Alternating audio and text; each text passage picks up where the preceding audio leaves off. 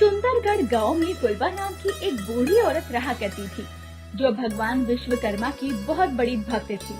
दरअसल ये गांव अपने चमत्कारिक मंदिरों के लिए बहुत प्रसिद्ध था। इस गांव के लोग बड़े ही श्रद्धा पूर्वक भगवान विश्वकर्मा जी की पूजा करते थे और उनका मानना था कि इस गांव के मंदिरों को खुद भगवान विश्वकर्मा जी ने बनाया है। अरे बेटा राजेश, मैं पूजा में बैठ रही हूँ, तू जरा मुझे 2-4 पीले फूल ला कर दे दे। ठीक है माँ, अभी लाया। ऐसा कहकर राजेश बाहर जाता है और वहीं पास ही के पेड़ से कुछ पीले फूल तोड़ कर लाता है। ये लो माँ, तुम्हारे फूल। अब मैं काम पर जा रहा हूँ। अच्छा ठीक है बेटा, संभल कर जाना। फुलवा के पूजा घर में विश्वकर्मा जी की बहुत बड़ी फोटो लगी हुई थी, जहाँ बैठकर फुलवा पूजा पाठ किया करती थी। फुलवा विश्वकर्मा जी की पूजा मग्न होकर किया करती, तभी उसे एक आवाज आती है। राजेश की माँ, सुनती हो? आवाज सुनकर फुलवा बाहर आती है।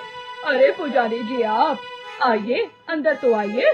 आज मैं तुम्हारे लिए इतनी बड़ी खुशखबरी लाया हूँ कि तुम खुश हो जाओगी।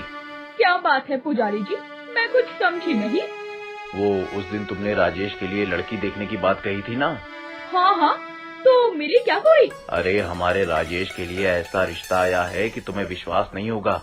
यहीं पास के ही शहर की लड़की है। लड़की वालों को राजेश बहुत पसंद आया है, बस चट मंगनी और पट ब्याह करना चाहते हैं। ये सब सुनकर फुलवा थोड़ी घबरा जाती है। क्या हुआ फुलवा बहन, इतनी बड़ी खुशखबरी सुनकर तुम उदास क्यों हो गई? पुजारी जी, हमारा ये गांव विश्वकर्मा जी के चमत्कारिक मंदिरों से भरा पड़ा है।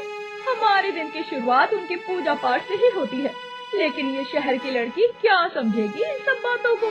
ऐसा थोड़े ना है, ब्याह के बाद हर लड़की अपने ससुराल वालों के रंग ढंग में ढल ही जाती है। वैसे भी अब तुम बूढ़ी हो गई हो, तुम्हें भी तो कोई सहारा चाहिए कि नहीं? ऐसा रिश्ता बार बार नहीं आता। पुजारी जी की बात सुनकर फुलवा इस रिश्ते के लिए हाँ कर देती है और फिर राजेश की शादी राधिका से हो जाती है।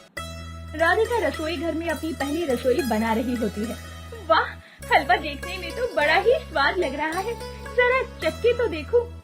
ये क्या कर रही है बेटी? आज तुम्हारी पहली रसोई है, इसे चख कर झूठा मत करो। सबसे पहले थोड़ा सा हलवा निकाल कर विश्वकर्मा जी के चरणों में अर्पित कर दो, तब जाकर किसी को देना। ये सब सुनकर राधिका जोरों से हंसने लग जाती है। माँ जी, यहाँ तो दुनिया चांद पर पहुँच गई है और आप ये कैसी अंधविश्वास की बातें कर रही हो? अरे नहीं नहीं बेटा, हमारे गांव में विश्वकर्मा जी की कृपा है। यहाँ पर कई सारे मंदिर अचानक रातों रात बने हैं। उनकी पूजा किए बिना हम कोई शुभ काम नहीं करते।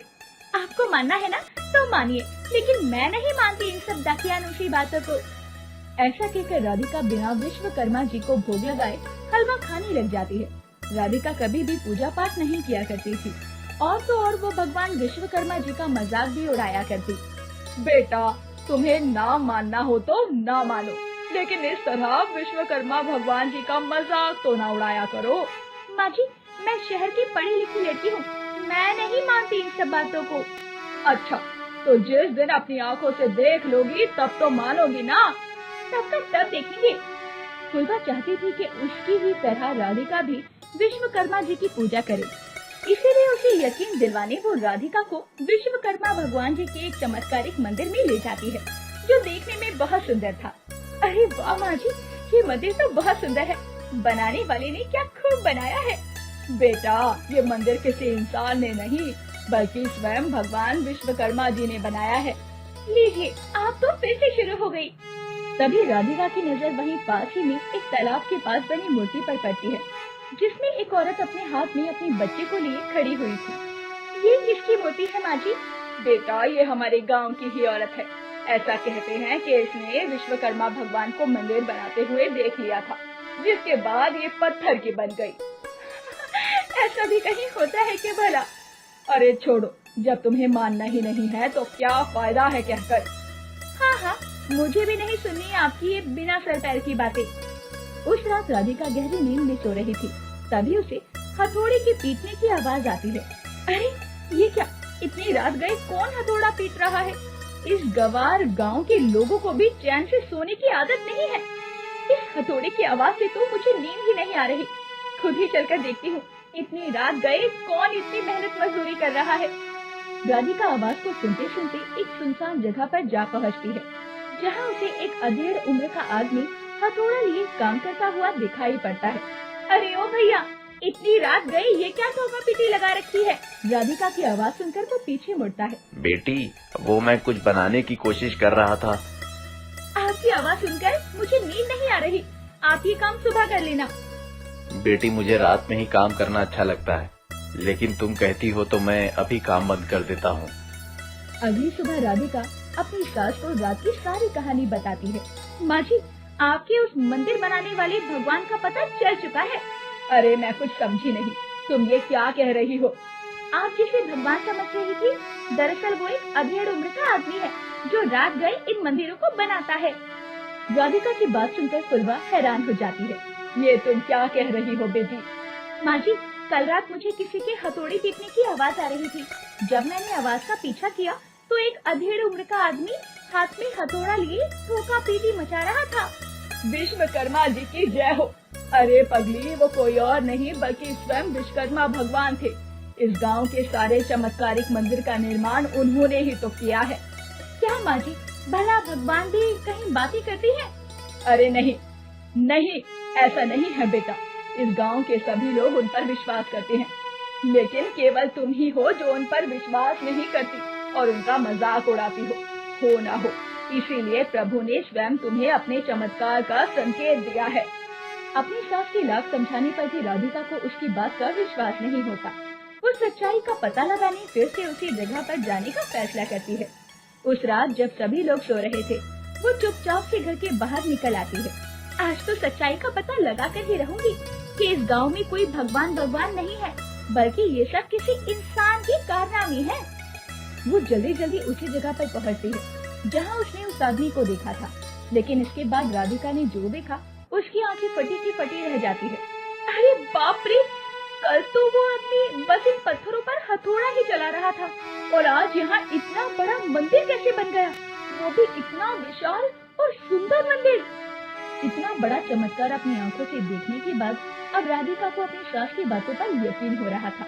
वो भागते हुए अपने घर पहुंचती है और अपनी सास को उठाती है। माँ जी उठो। अरे क्या हुआ बेटी, इतनी रात गए तुम जग रही हो, सब ठीक तो है ना? माँ जी, उस दिन आपने मुझे पूरी बात नहीं बताई थी कि आखिर उस औरत के साथ क्या हुआ था जो वो और उसका बच्चा पत्थर के बन गए। लेकिन ये सब कुछ तुम अभी क्यों पूछ रही हो? इस बारे में सुबह बात करते हैं। नहीं माँ जी, मुझे अभी जानना है कि आखिर उस औरत के साथ हुआ क्या था। इसके बाद फुलवा उसे पूरी बात बताती है। एक दिन वो औरत अपने बच्चे को लेकर उस मंदिर के पास वाले तालाब में कपड़े धोने गई थी। अचानक उसे कुछ आवाज आती है। फिर वो आवाज का पीछा करते करते उसे मंदिर के पास में पहुंच जाती है, जहां विश्वकर्मा जी मंदिर का निर्माण कर रहे थे। और फिर उसने विश्वकर्मा जी को मंदिर बनाते देख लिया। फिर क्या हुआ माँ जी? फिर होना क्या था, विश्वकर्मा जी ने उसे देख लिया और उससे कहा कि ये बात किसी को भी ना बताए। उसने हाँ तो कह दिया, लेकिन क्या माँ जी? जब वो वापस तालाब के पास पहुँचती है तो उसके मन में लालच आ जाता है और वो मन ही मन सोचने लगती है, अगर मैं गांव वालों को ये बात बता दूं कि मैंने स्वयं विश्वकर्मा जी को मंदिर बनाते देखा है तो लोगों में मेरी इज्जत बढ़ जाएगी और मेरा दूर दूर के गांव तक नाम फैल जाएगा। और फिर क्या हुआ था माँ जी? ऐसा सोचते ही वो और उसका बच्चा दोनों ही पत्थर के बन जाते हैं। पूरी बात सुनने के बाद राधिका डर जाती है और चाहकर भी ये बात अपनी सास को नहीं बता पाती कि उस रात राधिका ने क्या देखा। अगली सुबह फुलवा राधिका को देखकर हैरान हो जाती है।